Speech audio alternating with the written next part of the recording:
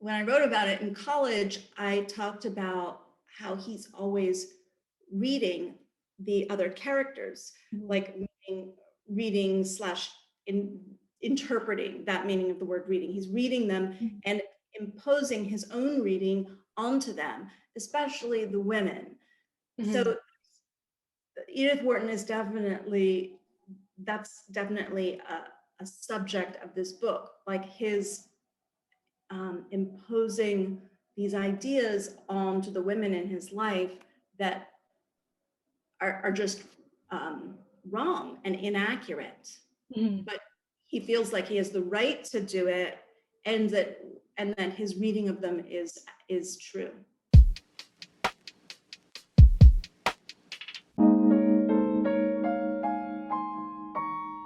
Hi everyone, this is Without These Books, and I'm your host, Allison Roach. Without These Books is a thank you inspired video podcast that celebrates the authors, books, and characters that changed us as writers, readers, and as people. So today on our show, I will be talking to Mary Dixie Carter. Her debut novel is The Photographer, and it was published in May 2021. Her writing has also appeared in Time, The Economist, the San Francisco Chronicle, the Chicago Tribune, the Philadelphia Inquirer, the New York Sun, the New York Observer, and many other publications. She worked at the Observer for 5 years, where she served as the publishing director. And in addition to writing, she also has a background as a professional actor. She graduated from Harvard College with an honors degree in English literature and holds an MFA in creative writing from the New School.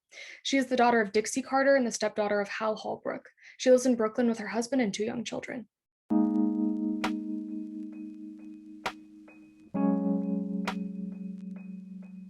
So I am so excited to talk to you. What is the book that you chose today?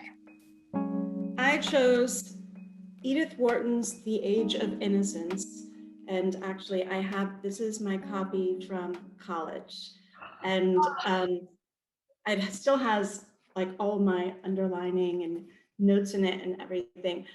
So I actually wrote my senior thesis on this book, The Age of Innocence. And the reason I wrote my senior thesis on it was because it was like, I was really, really into Edith Wharton, and I still love Edith Wharton. In high school, I read The House of Mirth, and then when I was, and then in college, I read The Age of Innocence, and I read a few other Edith Wharton books, and what drew me specifically to The Age of Innocence was something that I'm still interested in now, which is point of view, and how Edith Wharton handles point of view in the book.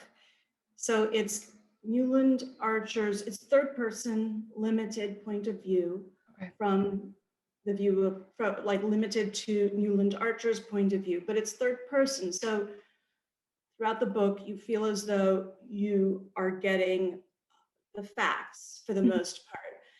And then it's like slowly becomes apparent that Newland Archer is missing a lot, and that there's a lot going on that he doesn't understand and that he doesn't see. And he's also underestimating his fiance and then wife.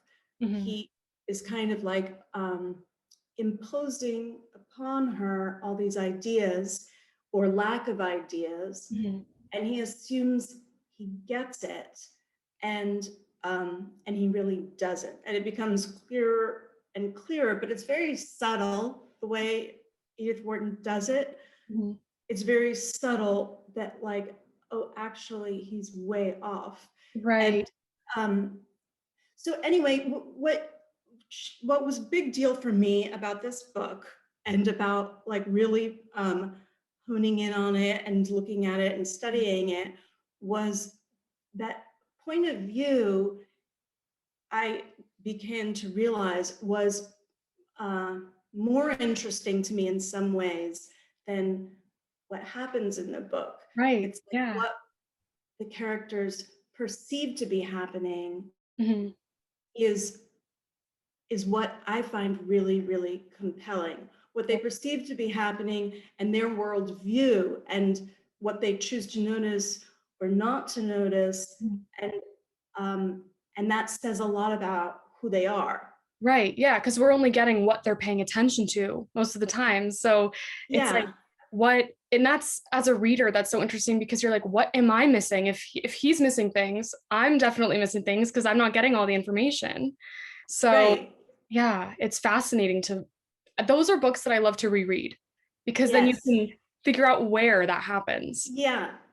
And it's also, it's what's interesting about life too, which is that like one person sees something one way and someone else sees something a different way.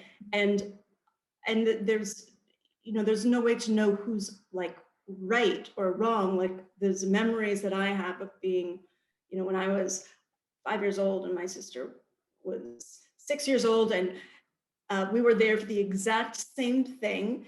And then, but if we tell that story of what happened, it's wildly different. Mhm. And like, who's right? I don't, there's Yeah. no way of knowing who is right. So that is what, that's the main thing I think I'm interested in as a writer uh, is what people perceive and what the reader is getting versus what they're not getting, and then reading between the lines, which I think Edith Wharton is so brilliant at. Like, uh, when you're reading it closely, seeing what she's not saying, Right. and Yes. what the implications are, what's left out. Mhm. And that's what I find fascinating. That's why I've read this book a number of times, Mhm. and each time I enjoy it just as much, if not more, Yes. because of that. Yeah. Right. So how did this influence your writing directly? How did you read this and you realized you wanted to play with point of view a lot in your own writing? So I can tell you about the novel that I just wrote, which is first person. Mhm. So this novel is all about point of view. Mhm. And I did write another novel that was not published that was also really all about point of view, because it was three different points of view and alternating among those three. So Mhm. the one that I've just written is first person, and it really is an unreliable narrator and being in her head the whole time. Mhm. And that's what I found compelling, was going into this woman's head and just staying with her. And a lot of what she conveys to the reader is questionable. And even up until the very end, you don't really know, like, Mhm. how much she made up, how much she didn't make up, Right. and and what the reasons are that she needs to tell you this version of the story. Mhm. So Yeah. yeah, so I guess that's like the version of the story. Like, that's what I find so interesting, is whose version are you listening to, and Yeah. how do they intersect or don't intersect with each other. Yeah. I mean, I just remember like writing classes in college where they would tell you to write a scene and then write it from the other person's perspective, just basic things like that, like open up the world of the story completely. Yeah, totally. Yeah, Yeah. Go I ahead. was writing a short story one time, and it was all from the one side of it, and it was sort of this violent crime. And then I just decided, oh, I've got to add the other point of view.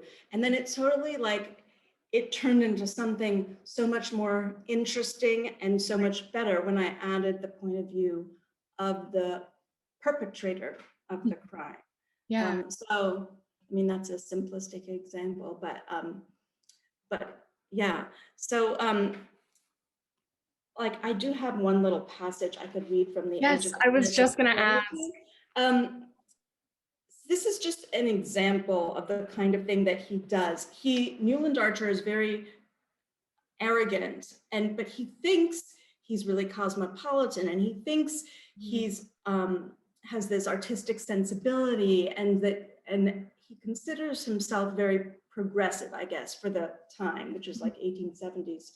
But now he's married, and his language about his wife is very revealing. So he says, um, they're sitting by the fire together in the evening. As she sat thus, the lamplight full on her clear brow, he said to himself with a secret dismay that he would always know the thoughts behind it, that never in all the years to come would she surprise him by an unexpected mood, by a new idea, a weakness, a cruelty, or an emotion. And that's like so telling. Like he thinks he knows her, and he's totally wrong. She's actually much smarter than he is. I mean, it becomes clear. Yeah, I mean, that's so telling of his personality and character to think that, I mean, you can't really know anybody, let alone not be surprised by anybody, even the people you're closest to. I'm constantly surprised. Like, wow, that's great. So there's little moments like that throughout where when I wrote about it in college, I talked about how he's always reading the other characters, like reading slash interpreting that meaning of the word reading. He's reading them and imposing his own reading onto them, especially the women. So Edith Wharton is definitely a subject of this book, like his imposing these ideas onto the women in his life that are just wrong and inaccurate. But he feels like he has the right to do it, and that his reading of them is true.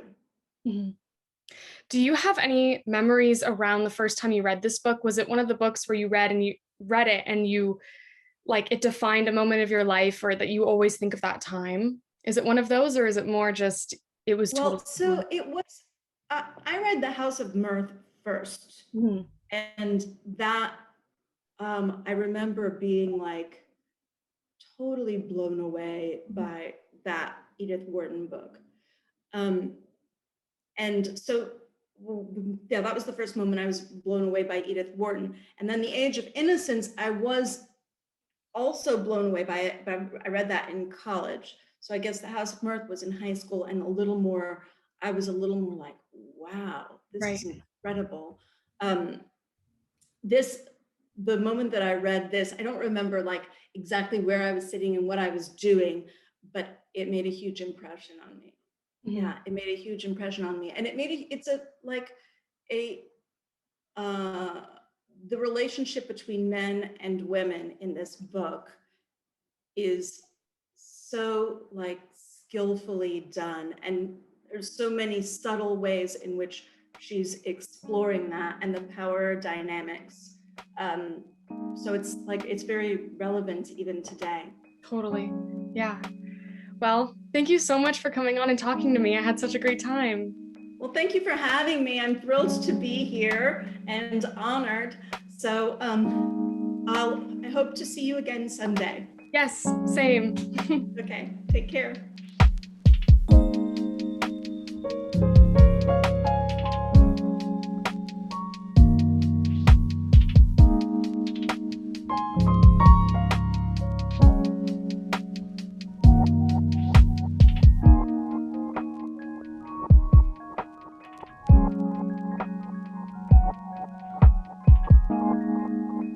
Join the conversation at withoutbooks.org.